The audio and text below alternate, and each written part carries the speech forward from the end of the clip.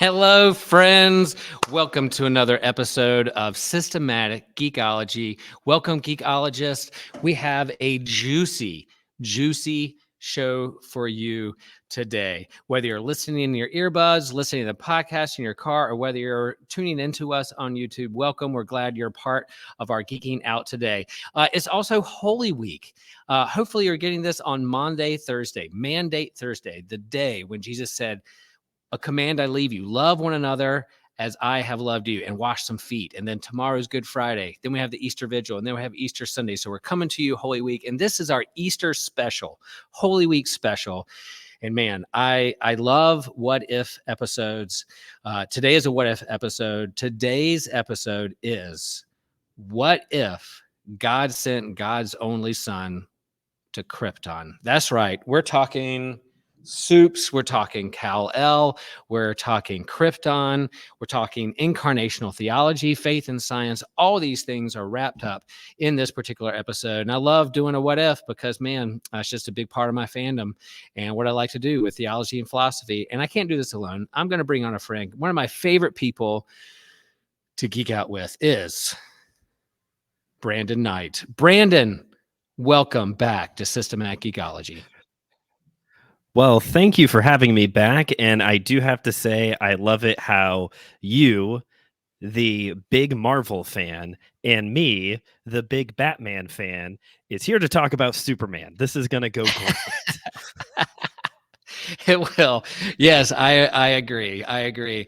Yeah, Superman is like the OG. He's the original superhero. He kind of kicked off. I mean, there were heroes before him.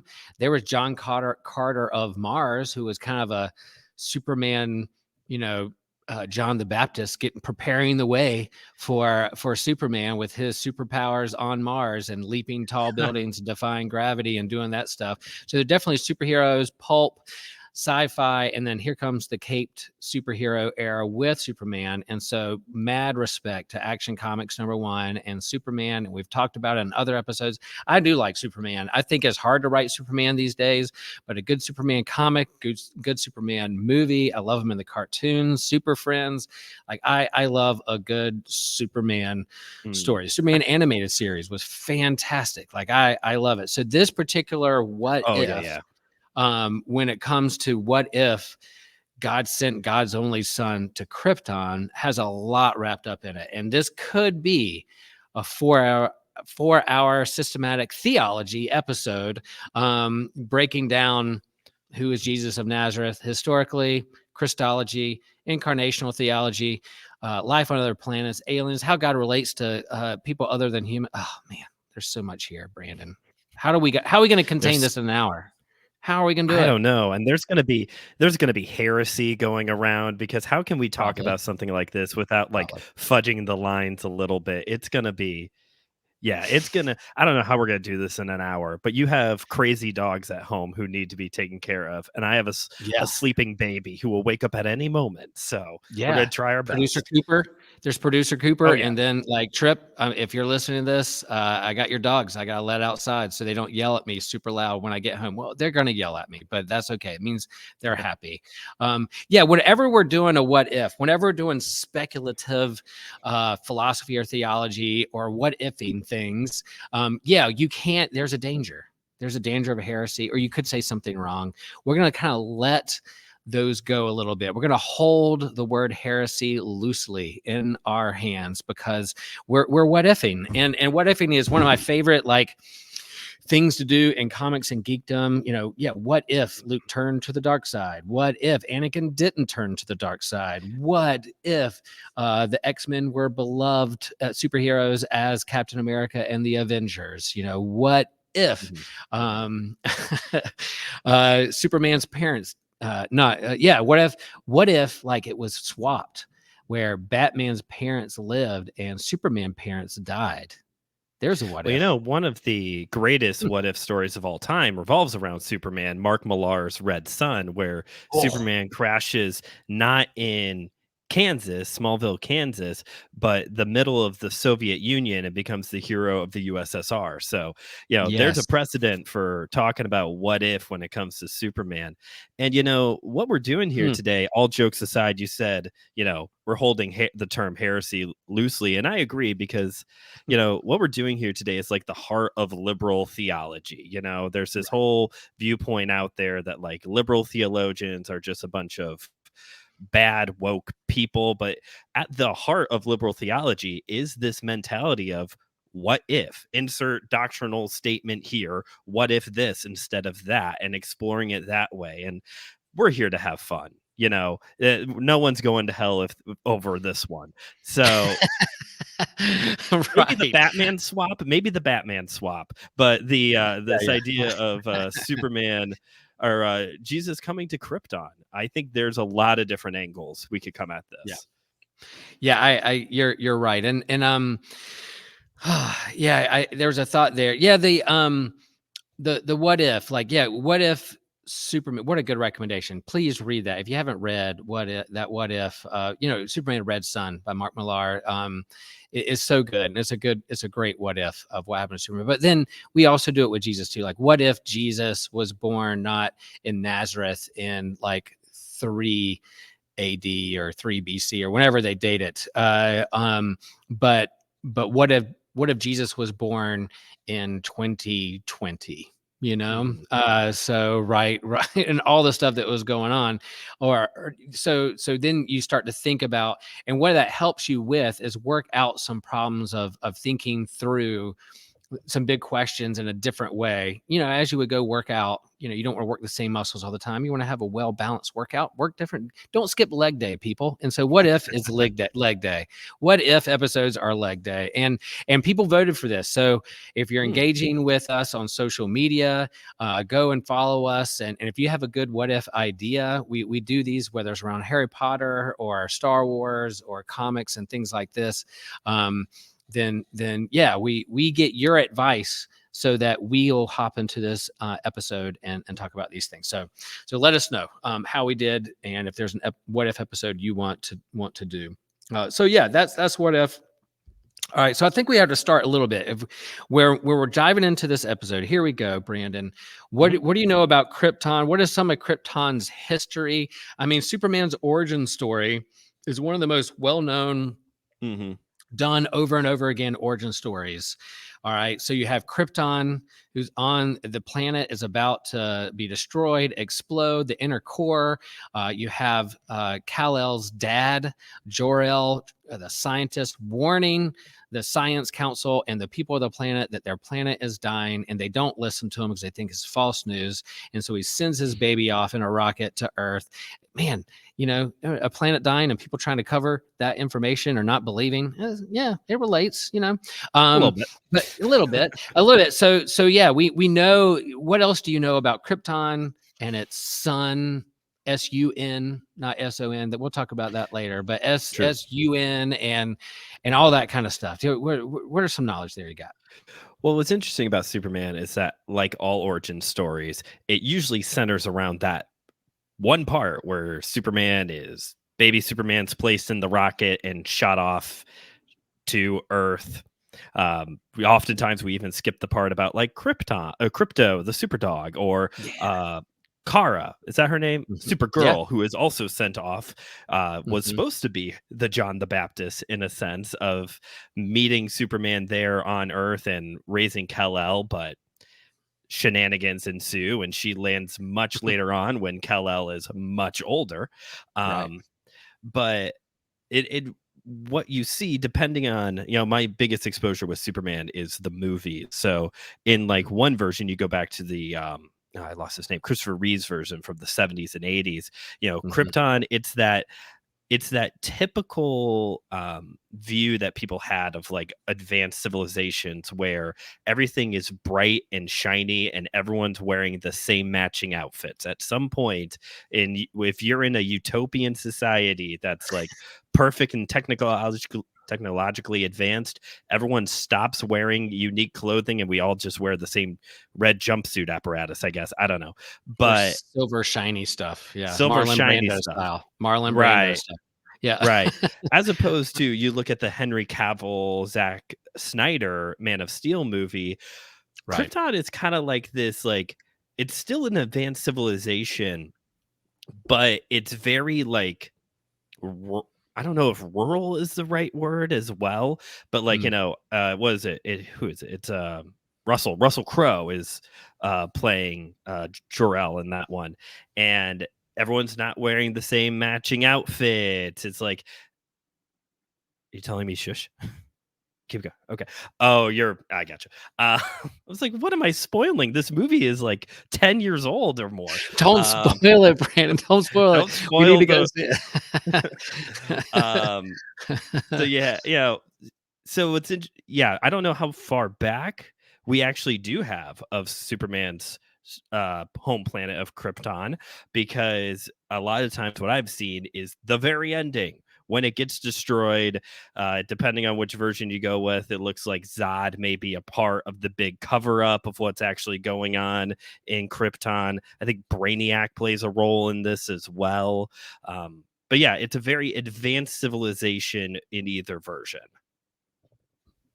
Right. And I think what we do also know and learn is that part of where Superman gets his powers is the yellow sun from Earth, Yes. right? So it's a different, while they're humanoid and everything about him looks like a normal Mhm. human being, but the genetic makeup of like Earth and his relationship to Earth and then our sun is what gives him his powers. But on Krypton, it's an older planet, more advanced scientifically, technologically advanced society, and it has a giant red sun. So that's part it. And Yeah. and then that tension there between Jor-El and the Science Council and the leaders and the government and all that stuff is there about this planet's dying. What are we going to do? And the last son of Krypton comes to Earth. Krypton's only begotten son Right. comes to Earth.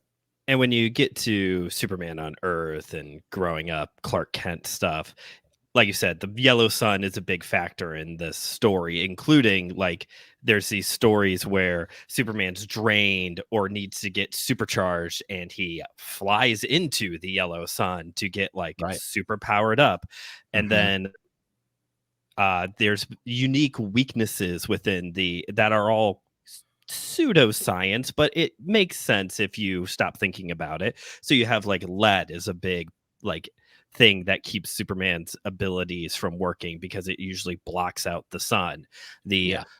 green kryptonite, which is an actual element on the periodic table, is an actual thing that exists in the world, drained Superman of his abilities. And at Mhm. some point in time, I don't know who is responsible for this, I was introduced to it through Jeff Johns, started introducing other colors of kryptonite that do different things to Kryptonians, whether it's red and it makes them super angry and aggressive. I think there's like an orange one as well that does something to the different colors, whatever the reaction is, all messes with the biochemistry of a Kryptonian. Yeah. Yeah. Yeah, we'll have to talk about in a little bit where we think Jesus's kryptonite is, but we'll talk about that in a minute. That's a good question. Yeah, and then a part of Krypton itself, like there are people who played around with its history and its people and society, and whether it's utopian or not, and no matter how scientifically advanced it is, they do have a religion, based off their Mhm. sun, Rao, Rao. I don't know if I'm saying it right or not, but they have a god. Great Rao is what sometimes Clark or Superman will scream even on Earth, and so there is a religious element to their civilization, and they have different aliens and animals and different things. There's other societies and neighborhoods that Brainiac stole and put it in a jar. So there's just Candor. yeah, that's I right. love that stuff. It's so good. It's that goofy kind of comic books from the 40s, 50s, and 60s, and that's where you get the different color kryptonite and Okay. elements, and you bring in other people. Maybe Superman isn't the last person who's alive from Krypton. There's other people too, and dogs and things. We got to give them a sidekick and a good thing. But there's a whole long history of the Krypton, and so there's that. So when we start thinking about God's interaction, God, Yahweh, interaction with other planets, other civilizations. What's going, the speculative, are there aliens, and how does God relate to those aliens? Do they need Jesus from Earth, or is God became incarnate there on that planet for them? Or kind of the theology of revelation, does God reveal God's self to that planet by other means by which, and Earth just needed Jesus and that's it? But there's the second person of the Trinity, which is the Son that became incarnate here on Earth. We'll talk about again a little bit more. Those are some big questions running around, but I wanted to steer, as we talk about Krypton's history there, before we get to that. Now let's talk about like Kal-El and then Clark and Jesus, the difference between the two, or similarities, right? So what I'd like to think about is like Kal-El was a part of high society. His dad was a ruler and was top-notch scientist and all that stuff. He had high status, but when he came to Earth, he became Clark. He became born in Smallville. He was born of humble parents, Mom, Pa Kent, who raised him on a farm to gave him good values, and he's the Boy Scout, and it was that, yes, his nature of who he is from Krypton and the powers and the strength that he has, but also his nurture and how to be a good son to Mom, Pa Kent, and a good high school friend, and his love of humanity and what makes a hero kind of thing. So you have that aspect. And then you think about Jesus, who, God became incarnate. We came off Christmas. Now we're heading into Holy Week. We see what kind of Messiah this is. He's not Superman who's going to sit on a throne and flex and take apart people with like laser beams from his eyes. No, he dies on the cross. He humbles himself. He was born in Nazareth, where even one of the disciples said, like, what good can come of Nazareth? Or might as well say Smallville. Dude, the Messiah's from Smallville? What are you talking about? Right. And then Jesus, the way Jesus postured himself in the world of not, again, that verse from Philippians, humbled himself. He had power not to be exploited, but humbled himself. And so there's similarities there with these characteristics. But how Jesus fulfills what it means to be Messiah is a little different than Superman saving a train or stopping a volcano from erupting. There's different things there. That's just a little bit there. We could spend a whole episode on this, but what sparked some imagination or what if or reflection there for you, Brandon? Well, I mean, even right there within Kal-El's name, El, which is the Hebrew term, one of the Hebrew terms for God. It's a generic term for God. Yeah. So even like right up front there. And, you can draw, this is where you get into C.S. Lewis, who, when he was struggling with the faith claims of Christianity and Jesus, and how there's a lot of Messiah stories throughout history, throughout various religions. You're describing Superman, you're describing Jesus, you're describing Hercules. Like a lot of Heracles' story also kind of overlaps with this as well. There's a lot of Messiah stories. And J.R.R. Tolkien responded to this by saying, paraphrasing here, what if Jesus is the true mythology? What if he's the true Messiah figure? And so this is just kind of a cool reflection of like, maybe there's not a one-to-one comparison between Clark Kent and Jesus of Nazareth, but that it doesn't have to be in order to be a Messiah character. And it does continue this idea of like, within us, we have this desire to tell these kind of stories. We have this desire to tell stories of people who leave greatness to, tabernacle to become like the people that they are surrounded by, to save, liberate, redeem, whatever the term you would like there to be, those people from captivity, from enslavement, from the evil of big corporation like Lex Luthor. Like we so I just wanted to point that out with the name. There's this long time like running joke that Superman is white Jesus, and I think certain people to the right might say, no, Jesus totally would have laser visioned the Pharisees if he would have wanted to, but we'll leave those people over there. But I do think there's one other similarity, and I'll toss it back to you, is Sure. that one burden that Superman carries is, he has this super hearing ability. And if Ooh. you go far enough back, there's at one point in time where Superman basically has all of the abilities. Whatever Siegel needed him to do in the story, he has that ability. But one that has carried throughout is his super hearing.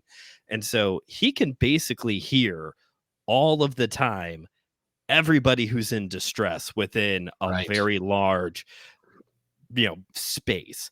And I have wondered before, like, what was that like for Jesus to know that his ministry was so small?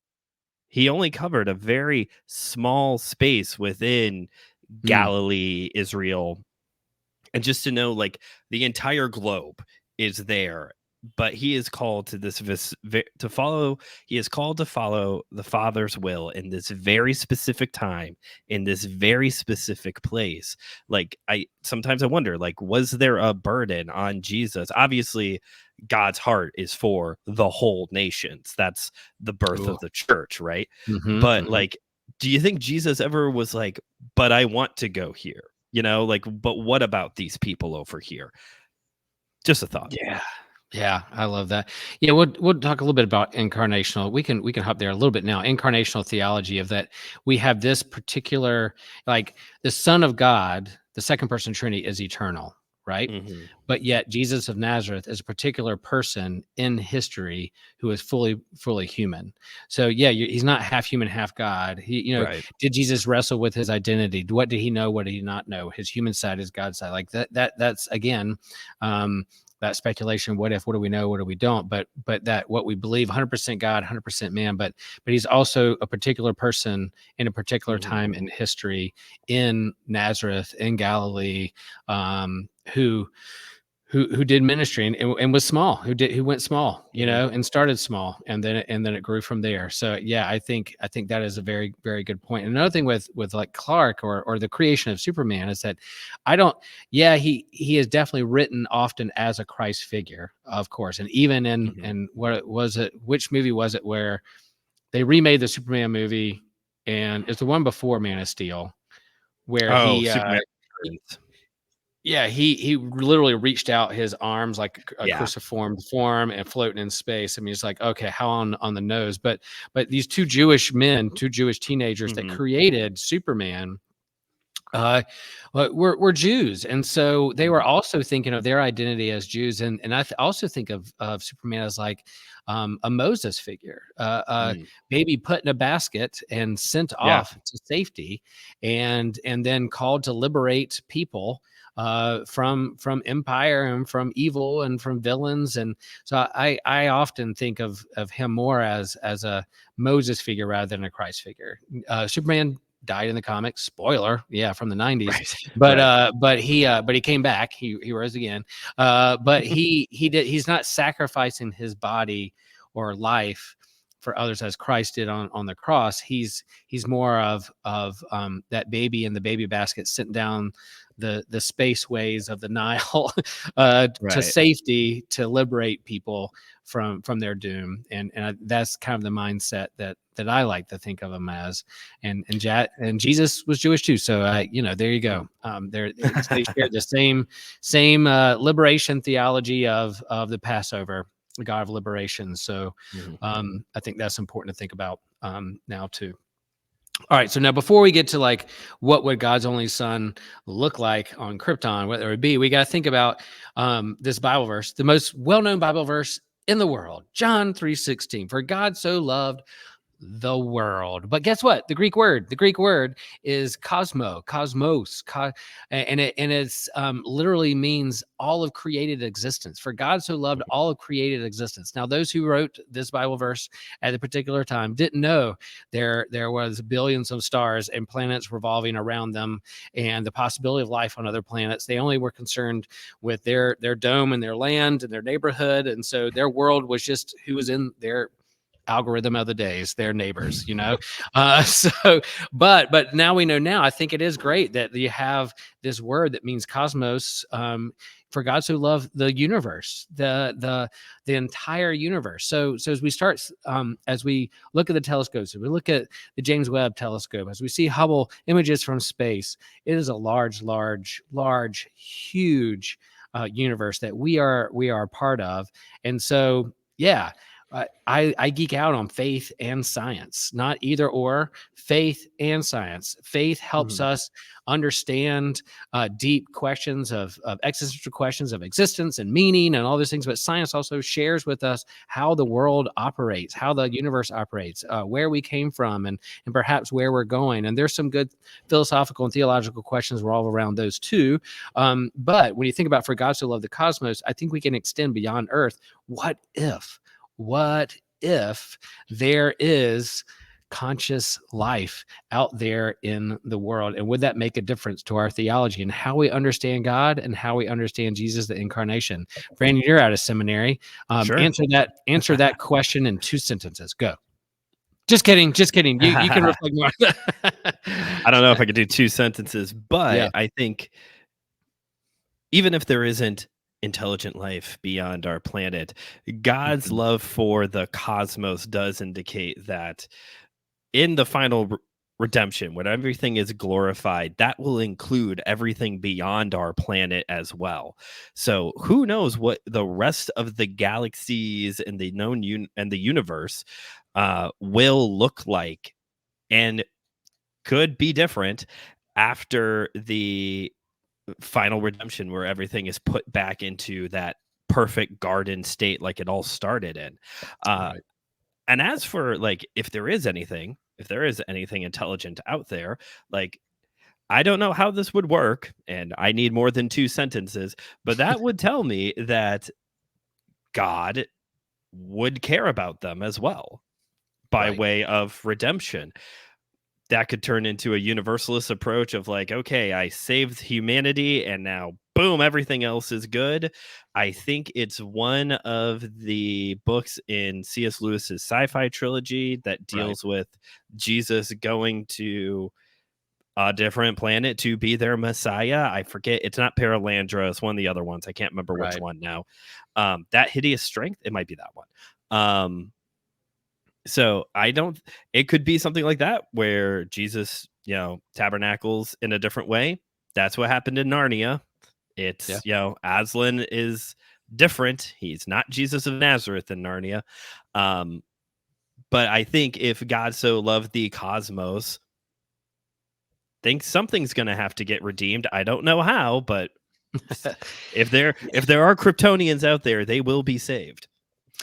Yeah, and sci-fi is just what if, speculative fiction, and then C.S. Lewis did it with his sci-fi. What ifing, what if we encountered a planet that hadn't fallen yet, and what that looked like, and if humans showed up, would we be the snake, quote unquote, that were tempting them in a different way? I mean, it's great. That's great what if storytelling and imaginations. And I think when it comes to conscious life, I mean, I think when it comes to, people ask me, Will, do you believe in aliens? I'm like, well, I don't know if I believe in them, but whether I believe they exist or not, I tend to lean towards yes. So the vastness of the universe, whether the same properties of law of science that affect Earth and our rotation around the sun and material makeup also is a part of the larger cosmos. And so with a vast number of stars and planets are out there, most likely there's some kind of organic life out there, whether they evolve or get to a point where consciousness, where they can reflect on meaning and their own death and demise, and whether to travel the stars and ask big questions that we do in theology. I don't know, but most likely there's astrobiology somewhere out there, whether it evolves at some point for conscious life. There may be a planet out there where a meteor never hit the planet to put the dinosaurs extinct. So there's a conscious dinosaur who's asking big questions. It's a velociraptor. A velociraptor is out there thinking and write asking that down. We're making a movie. Oh, I think it's out there. I stole that from somewhere. I think that's there's Velocipastor is a movie. Yeah. Yeah, that's our recommendation. Watch Velocipath. No, don't. Oh, that was fun. So yeah, like that's a great what if thinking question of like conscious life in the universe. What would that look like? And then it does affect the questions we ask about who we understand God to be. A lot of our conversations around God and us and the relationship to humans is this kind of idea of redemption, of longing for Messiah, and then the belief that God sent God's only Son to the world as Messiah in Christ to redeem creation and us. And so there are a lot of scientists and agnostics and atheists who would say, well, if we do discover conscious life on our planet, that puts a big damper on this Christian message of Jesus being just for humans. Well, I don't know. There's a lot of good people of faith and good scientists and people of faith who are also scientists who are like, I don't know if that's going to derail all of Christianity. There's ways to think about that in healthy ways, to think about, well, would God become incarnate on other planets? Would we be the ones who would say, hey, let us share you this good news about Jesus, as people who travel to different continents or different countries say, let me share with you the good news of Jesus. Is just space another ocean to cross or another continent to cross or something like that? So what would that look like? Would it be really surprising if we made contact with conscious beings from outer space and they're like, oh, we have a story of a God taking on flesh and blood or our nature for our sake to understand who we are and what we go through? Man, wouldn't that blow our minds? Similar to every culture has a flood story. Okay, there's something about that. What if they're, a great book to read I recommend is called The Eerie Silence by Paul Davies. He was director of the Search for Extraterrestrial Intelligence SETI. He's not necessarily a person of faith, but he's fascinated by religious questions. And he says in that book, one of the first questions I'm going to ask an alien if we make contact: do you have music? Do you have an art? And do you have religion? That's the first thing he's going to ask. And he, in that book, The Eerie Silence, says maybe conscious life, intelligent life is super rare. He's been listening, regardless of what we're seeing the government's releasing about aliens. He's like, we're not hearing anything. It's very quiet out there, and he's starting to believe that maybe we are super rare, and we may be the only ones out there. He's not saying there's not like life or bacteria or other water plant life, animals on planets, but in terms of like conscious life able to reflect back on itself, maybe super, super rare. So that's something to think about in this whole idea of like, what if aliens, and then what if Krypton and God became incarnate on Krypton? Go, Brandon. So, Will, when you meet those aliens, 3 questions. You're going to say, tell me about your music. Do you have art? Tell me about what your religions are like, and then are you going to ask for the best surfing spots on their planet? What's your very specific? Because I'm going to ask, teach me your martial art, because that's what I'm going to want to know. Teach me an alien martial art right now. Yeah, I'm sure they've gone through some evolutionary process of defense and self-defense and peaceful ways of how to do that and not do that, and ways to take it, how to be a good steward of their bodies and their relationships. I'm sure they're thinking through those questions too. And if there is life out there on other planets, life comes from water. We know water equals life. When we're looking for life on other planets, we're looking for water. Oh, there's water on Jupiter's moons. Maybe there's life there. Well, guess what? Where there's water, there's also a place where water meets land, and where water meets land, there are waves, and there's gravitational pulls and tides. All that scientific makeup is there. So we better believe who in your culture likes to ride waves, because I think it's a universal truth in the universe that people like to surf. God, great question. I love how you did that. All right. So we've talked about the history of Kal-El and Jesus of Nazareth. We talked about For God So Loved the Cosmos. We've talked about Krypton, faith and science.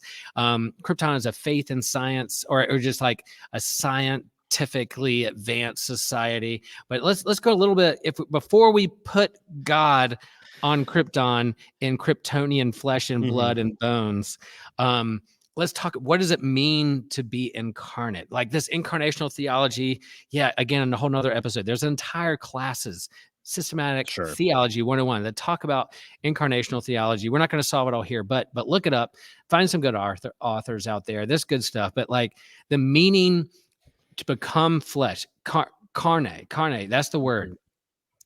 I'm a carnivore. I like to eat steak. But incarnate, God taking flesh and blood on earth, eternal, the creator of all the universe, separate from all things, the one, the ground of all being, becomes an actual human being. That's what we mean by incarnation, and born. And we believe that happened in Jesus of Nazareth, born in a manger, with Mary giving birth, and then living a real human life.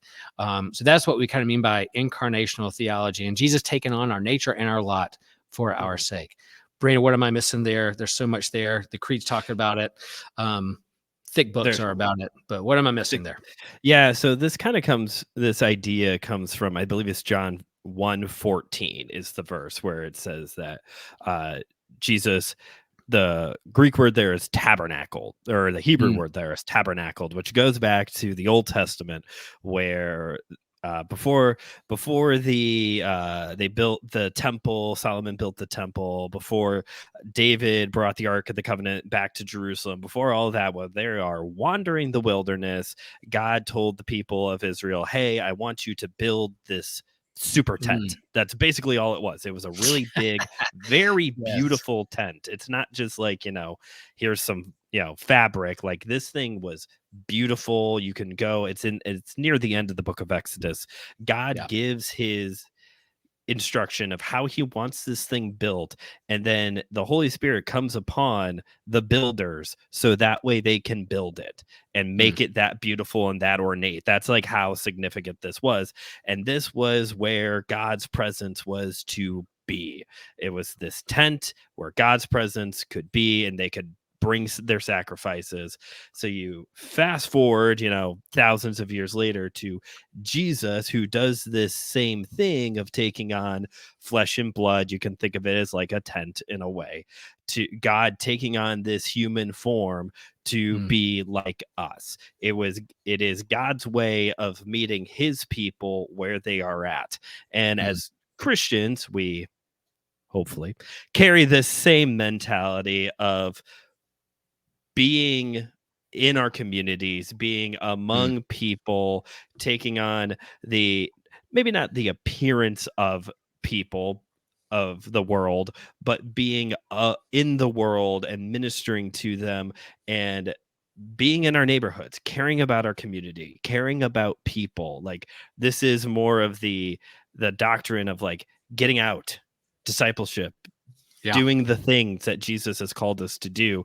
We have to incarnate our communities in order to bring Jesus to them. I like that distinction. Yeah, God becomes incarnate in Jesus, and then as his followers, as those who follow in his steps, we then to become incarnate in our communities and have this ministry of presence and being with people. And I think Superman does that too, right? Like, he's gets of a job. the people. It's a job. He gets a job, and he's a reporter, but he's also has friends. He's with people. He can not only fly above them, but he also walks with them. And so that kind of understanding that God became like us so that we can become like God is a deep part of kind of Orthodox and Eastern Orthodox theology of the divine gift swap of God becoming like us so that we then become unified with God. And I think that's important. And I think that also helps because, when you start talking theology and doctrine, some people can immediately tune it out as like, well, that's just big talking points, big head stuff. I care about a Christianity that's active and doing something. And it's like, well, actually, like, doctrine is the implementation of theology. So it does matter what we think, because that dictates how we live as well. Also, Jesus had a normal job too. That's another connection. That's right. Clark Kent worked as a reporter for the Daily Planet, and Jesus was a carpenter. So we got another little connection there. And isn't that something that the creator of the universe, who shaped and molded and sanded and shaped with hand and breathed life into it, also became human, like to make things, like to build, like to work with his hands. Was handsy. Yeah, that's it. Yeah, and In a quick story, like my internship supervisor when I was on internship, she shared the story of the one night, and she preached on at Christmas, and I've used it as a Christmas illustration before as well. That one night her daughter was scared of the dark or something was happening, needed to be comforted, and Rachel, got in bed with her and said, "Don't worry, honey, you're not alone. And even when I'm not here, God is always with you." And then her daughter said, "Well, I would like to have God with skin on, please." And she was like, "Oh, that's going to preach at Christmas." And so it's not just these aloof ideas that God is with you, God is creator, God is creator, but like Jesus is a tangible physical thing. We know by the universe, we know what God likes matter. God likes matter, and your matter matters, and God became matter for us. Like all those things are wrapped up in kind of incarnational theology, that we're not just like one day going to float with our disembodied soul to play harp on a cloud. We're material beings. That's why here we are coming up on Easter, and yeah, Jesus was raised from the dead. Not just his soul floated up to be in the cloud somewhere, but like he literally ate breakfast with the disciples. He phased through walls, but Thomas put his fingers in his scars of his hands and side. That his matter mattered and still remained matter. I happen to believe in a physical resurrection, literal resurrection, and so that is that's a big part of God's story from the beginning, God's story within the Exodus, and God's story in Jesus, and then resurrection, post-resurrection. All right, man, we talked about incarnation there. Anything we're missing there? Because we're gonna now flip over to what would what would the incarnation then look like on Krypton?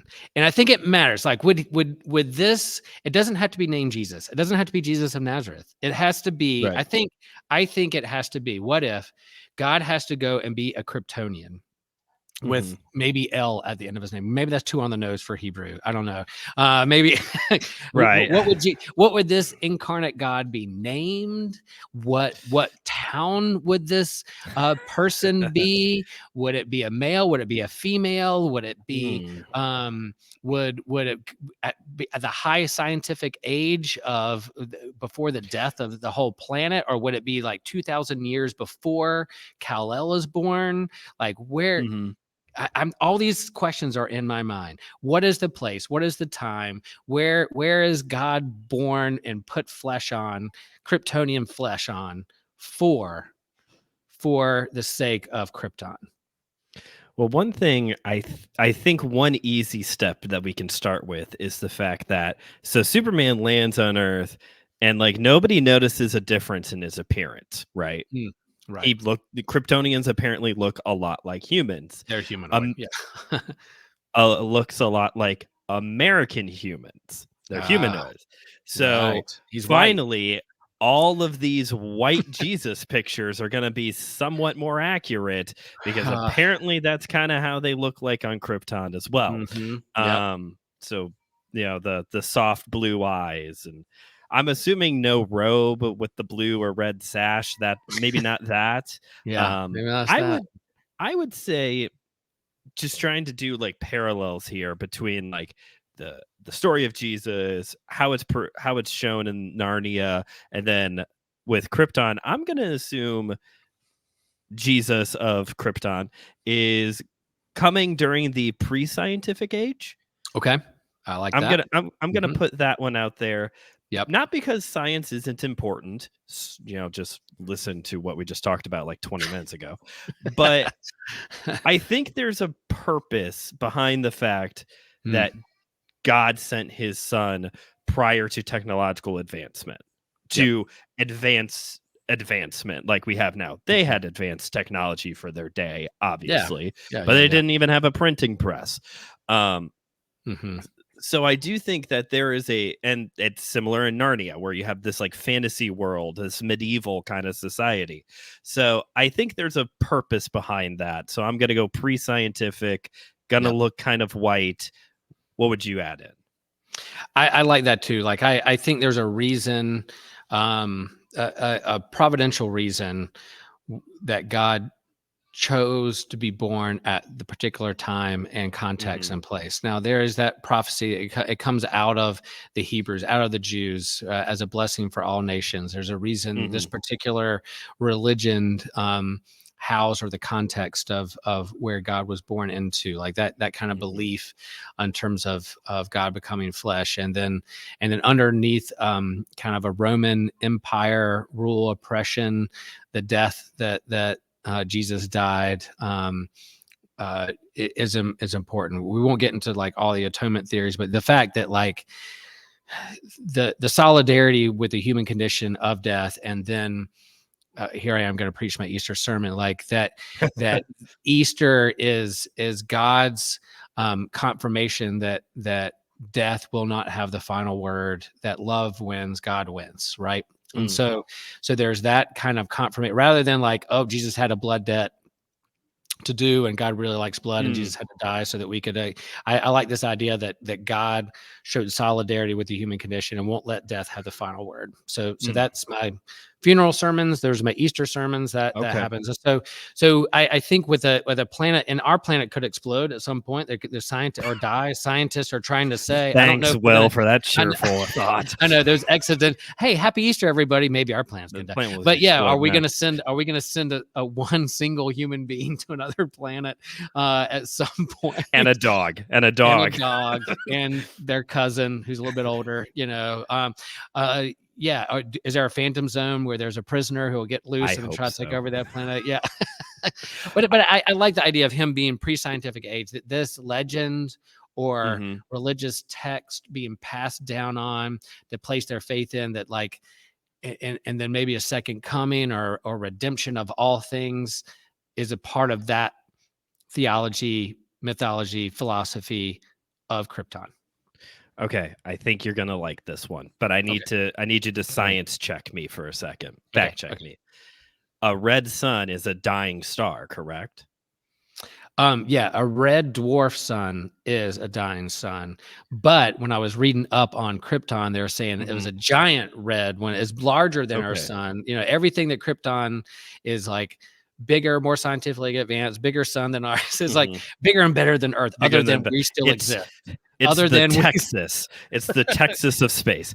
That's right. So does that mean in Krypton's final redemption, it's a yellow sun? Ah, okay. Yeah.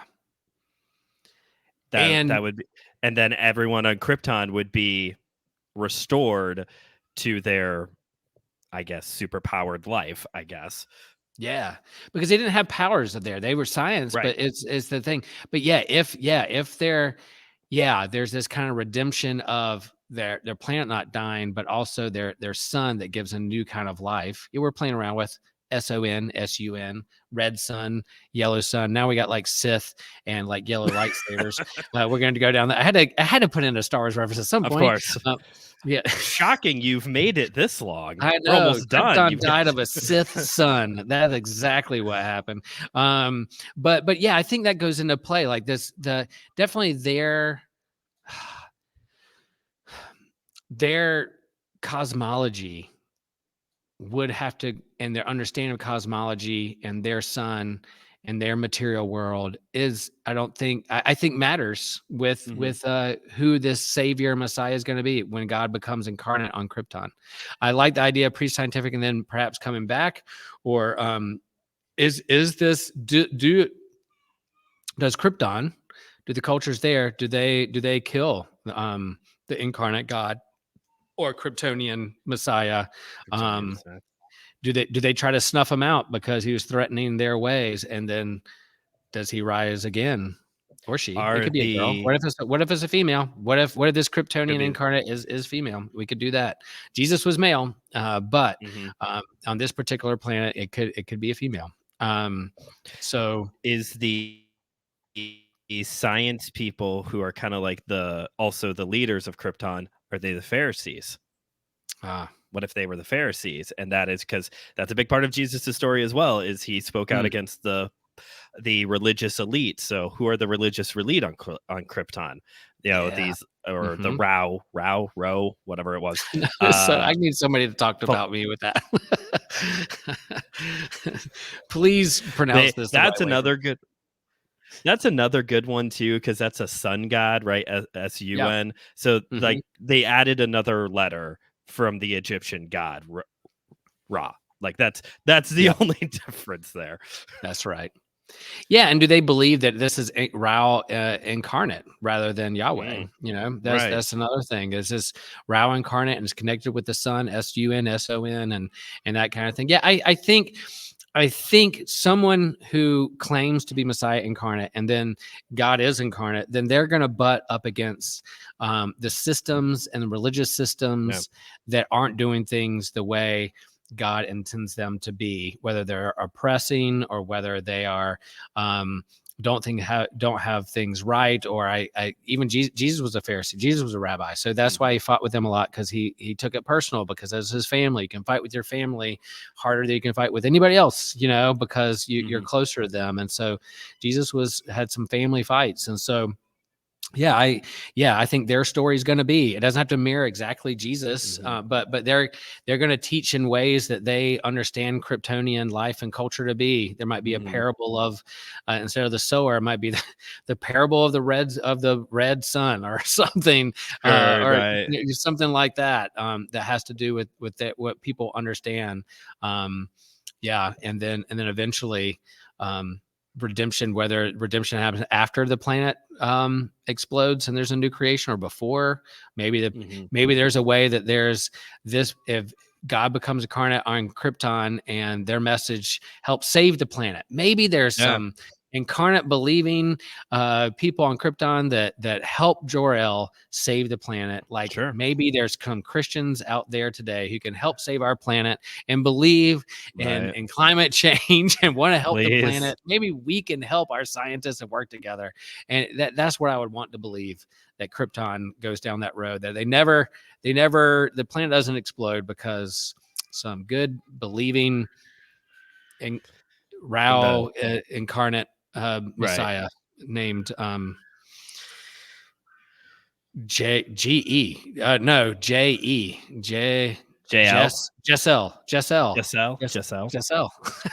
That could be female too. Jess. Jessica L. That'll work. That'll work. But yeah, that's good stuff. That's good. What else are we forgetting there that we could tie into this kind of incarnational theology with Krypton, or what that would look like? What if? Maybe just stepping back from Krypton to a second, back to our own universe. I think you have a lot of good faith in the fact that if we run into another, I think you said dinosaur alien species, and they have a similar Messiah narrative as we do, I think you have a lot of good faith that the Christian church is going to respond by going, oh, cool, so you're our brothers and sisters in Christ then. There's a whole lot of fundamentalists out there who's like, no, you don't believe in Jesus, so it doesn't count. So I do want to point that one out. But yeah, coming back to Krypton now, there's so many other ways that we could look at, like, you look at the parable of the Good Samaritan, you look at these like high points of the ministry of Jesus. Like, would there be a Samaritan culture on Krypton, or any other planet for that matter, that like teaching, one of the biggest teachings of Jesus is love God and love your neighbor. So what does that look like on other planets, of like, love me and love these people who are difficult to love? Like, you just think of these different like high points throughout the ministry of Jesus. The 12 disciples, what would Ra incarnate on Krypton's followers be like? It's interesting.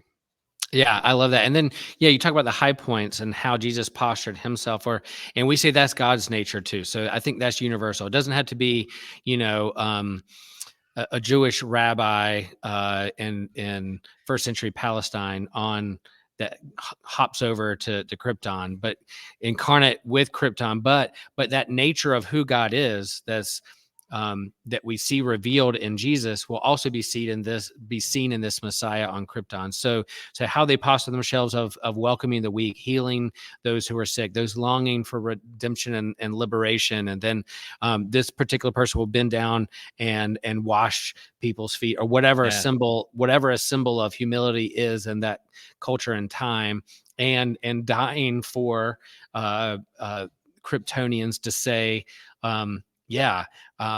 death doesn't have the final word. The planet exploding isn't the final word. And then raising to new life, and then pointing to a new creation that will emerge. And so I think those elements are there.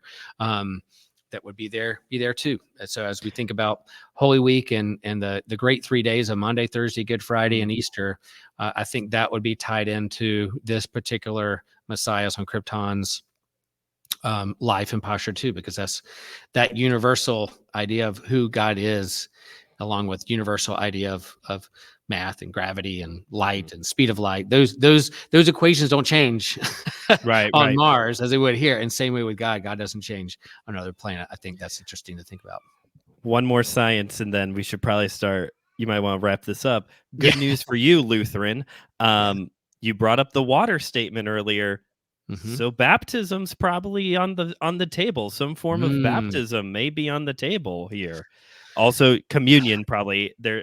I would assume there's got to be some communion element here too, but that goes into Passover tradition and all of that. So that might look different. But if there's life, there's water. So there's probably some kind of baptism thing going on here too. You never know. Oh, Brandon, you know me. So we talk about incarnational theology. I won't get it super deep, but sacramental theology. Yeah, I think this particular religion, this particular Messiah will, if matter matters, and sacramental theology just means like the tangible physical world becoming infused with the divine as a means of grace, then this particular planet will also have a tangible physical means being infused with the divine as a means of grace for its people, to sustain them in their journey of faith and trying to understand their universe and science and life and death and relationships and love and heartbreak and brokenness. That the sacraments are there to sustain us in our journey. So 100%. Thank you for bringing that up. There's definitely on Krypton. If God becomes incarnate on Krypton, there's going to be some kind of sacramental theology. Oh, sure. It's going to be there. And what did Kal-El bring with him from there? Like, he had all those little crystals, and he has the solitude, Fortress of Solitude, and he has like capes and symbols and language, and he's holding on to those things because that's a part of his culture. That is a means of grace for him. It's kind of sacramental images of him holding on to something as a means of knowledge and holding on to his past and his family tree. Sacramental theology is a big part of this story too. Golly, that's so good. All right. Well, friends, whether you're watching us on YouTube or whether you're listening in your earbuds, what do you think? What did we forget? Is there something that sparked an idea like, oh, you didn't talk about this? Why didn't you bring up this? You're allowed to let us know. We're on all the social medias. There's a comment section down there somewhere, and a thumbs up button, and you can thumbs up and then type in your question. If you thought about this idea, you can friend and follow us on our social media and on this. And this was, super fun episode. I've been thinking about it leading up to this, and I'm going to think about it when I'm in church services over the next 3 days. The rest of Holy Week, I'm going to be thinking about, incarnational theology, sacramental theology, and then a God who will not let death have the final word over our lives. Ra, who is in the Son, holy is your. I'm just kidding. Yeah, that's right. For God so loved the cosmos, even Kryptonians, even Krypton. Even Krypton. Good. Hey, Brandon, thanks for joining us for this. You can follow Brandon on all the socials too. Hit up My Seminary Life. Great episode. And I'm not just saying it's a great podcast because I've been on it a few times. It is good. Thank you. Just listened to like the history of like his name that I had relation to because Brandon Lee like died in my hometown. Crazy. And crazy when I was in college. That's Man, what a connection.